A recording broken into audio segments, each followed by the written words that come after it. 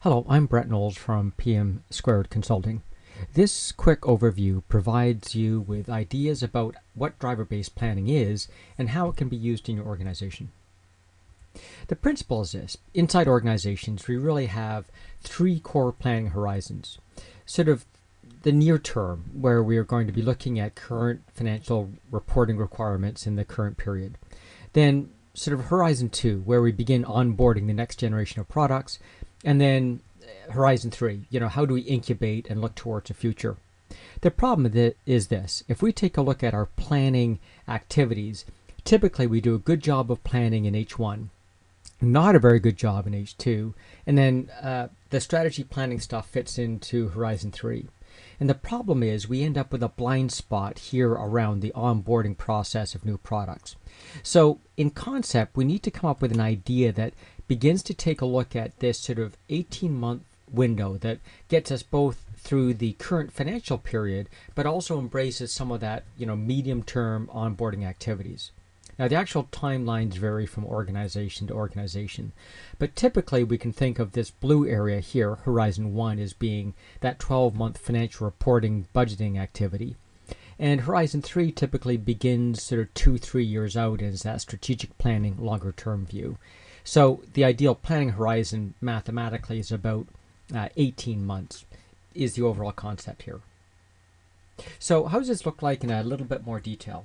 Well, think of those three horizons. Year one, we're worried about short-term plans, incentives, accountabilities, cash flow, things like that.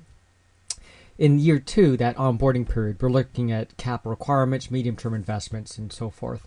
And then finally, year three and beyond, we're looking for those funding requirements and long-term investment issues. Now, the annual plan provides us a fair amount of detail and spans sort of 12 months. Out there somewhere, we have a 5-year plan. It doesn't cover as much information, so we've made the bar look a bit narrower and tends to go out a bit further in time. The dilemma is there's financial uncertainty that happens between year 1 and year 3. And the uncertainty, of course, increases. If we charted it, it would look like this. The reality of the situation is by the time we get out, let's say to the end of year 3, there's a huge amount of uncertainty around our plans. And so this becomes a bit of a challenge in terms of how it is we manage the business. Because if you think about it, if we look at that first period in the next 12 months, obviously when we first cut the plan, we're fairly confident. Let's say in January, if that's the beginning of your year. But by the time the first quarter's gone, it's quickly out of date. And the actual business plan needs to be adjusted for economic conditions, exchange rates, what the competition's doing, and so forth. But as the year progresses, it gets more and more obsolete. And by the end of the year, it's almost unusable. And the dilemma is, out beyond that 1 year, we have no insights as to what those medium-term issues are. And this, of course, makes decision-making quite difficult. So there's has to be an approach where we can look, for example, 18 months out and not try to plan longer term than that, but begin getting more representative of what's happening in the near term. And so what needs to happen is we need to build a driver-based activity. What that looks like is we're taking a look at core drivers of the business and how that impacts our performance. So in that period, and again, we're going to say, 6 quarters for a typical organization, we should be able to begin cutting a plan that as activities change. Let's say, for example, one of your drivers is the number of customer contacts you have. For each quarter, as the number of contacts change, it should change our plan. Change our plan both in terms of revenue and expected expenses.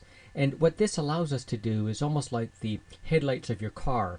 As you travel down the road, the rolling plan constantly updates that look forward. What it means is we can now see forward, in this case, 6 quarters, and that allows us to be able to make decisions even in the second or third quarter of this planning year that extend off 6 quarters into the future. Think of this metaphorically with those headlights. Provided your organization is agile enough that you can change inside of those 18 months, having that rolling 18-month view allows you to constantly adjust how the organization is performing around what it is that you see. Where, of course, you bump into difficulties is when you need to make decisions which go beyond this 6-quarter period, and you don't have the agility or capability of seeing that far out. So somehow we need the ability within that driver-based plan to match the agility of the organization with the plans that get adjusted over time as you go forward. What this means is it allows you to set up the right financing, guidance, and support without interrupting the rest of the business.